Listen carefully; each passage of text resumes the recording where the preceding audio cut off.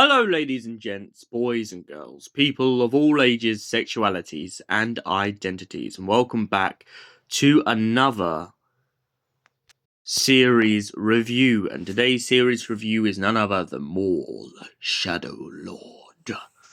So, Maul Shadow Lord, for anyone who hasn't watched it, essentially takes place between the events of Revenge of the Sith and A New Hope. So essentially anywhere between the timeline in which the Empire have essentially taken over at this point. Anakin has become Darth Vader and the universe is in absolute turmoil. Jedis are fleeing left, right and centre as they know Inquisitors and the Dark Lord are after them. Now, before we continue, I would just like to issue a warning. If you haven't watched Maul Shadow Lord, please click off this video now. Right, now to everyone who's remained, I'm hoping that you've watched it, so let's get into this story. Maul is on a kind of barren planet on the outskirts of the Outer Rim, and him and his syndicate are trying to level themselves up. After the rise of the Empire, a lot of Crimson Dawn have found themselves in a bit of an outlook. They're not quite sure what their next move is. After all, the fall of Mandalore and all of that has left the Mandalorian Creed in a kind of displaced manner. Those who are loyal to Maul have gone off to this planet, whilst those who are not have essentially gone back to the original Mandalorian Creed. Maul has not only been ripped of everything, but he's also been ripped of his title by his master, especially after finding out that Sidious has a new apprentice and Maul is no longer of any use. Maul spends the majority of this time taking advantage of his local resources and starting a local gang war between two mob bosses. When one of the mob bosses kills off the other one, Maul goes to attempt to kill him. After all, he did betray Maul in the past. The mob boss that he attempts to murder actually ends up trying to work for Maul in hopes to prolong his life. But the information he's getting seems very limited.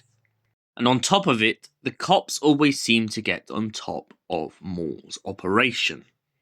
Maul then finds himself also in the presence of a young Jedi youngling.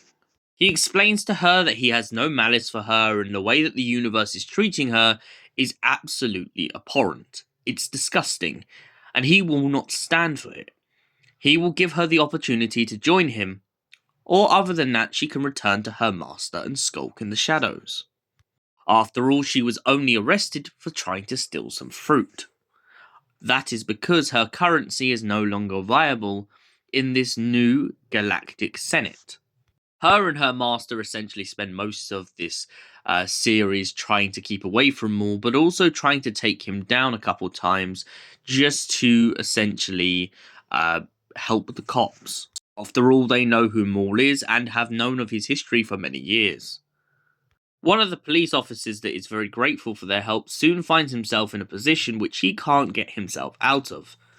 It turns out that Maul is just the small fish in the bigger, wider universe, and soon the Galactic Empire decide to turn up on their doorstep and start doing an occupation of the planet. Upon doing this just to hunt down Maul, the group decide to form an alliance with Maul just to get off of the planet. However, on their attempted escape, the Inquisitors are after them, trying to hunt them down at every single corner. The police officer's son ends up getting arrested and he has to break him out at one point. After the prison break, they manage to get into the swamp and follow Maul as far as they can. However, their next issue is the swamp that they're going through is full of acid. This acid is basically to burn down all of the waste for the planet and anything that people chuck away.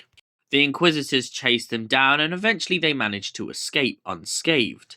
However, now they have an even darker problem waiting in the shadows. Maul finds himself face to face with the one guy who was to replace him. None other than Darth Vader. You would be unwise to run. Yes, we have Darth Vader back in this series, and essentially, Vader starts chasing down all of the Jedi. He also starts attacking Maul, trying to get rid of him. After all, he is the shadow of Vader. Vader manages to strike down the youngling's master, and this leads her to anger and hatred of him.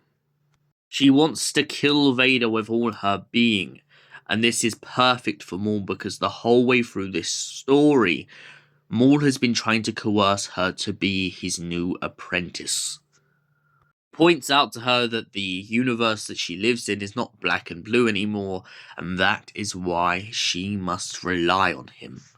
Maul and his new apprentice manage to escape the world unscathed, but we also lose the police captain in the process. The police captain sacrifices himself so that everyone can get to the ship.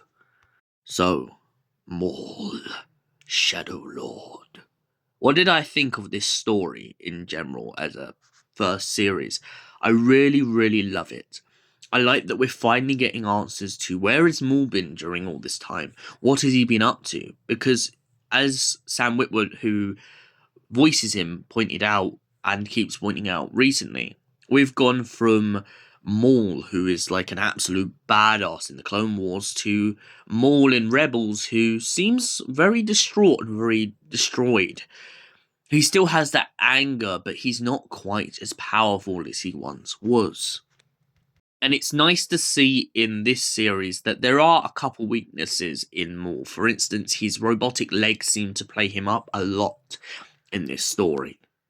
I also like how Maul gets this kind of chance to kind of redeem himself for the Jedis in a sort of way, because he's not a Jedi and he's not a High Dark Lord of the Sith. He's more of an anti-hero in this series, and that really shines through.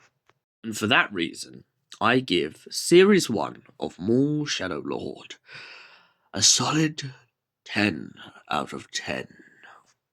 Thank you for watching, and I'll see you in the next series review. Until then, goodbye, stay beautiful, you beautiful people.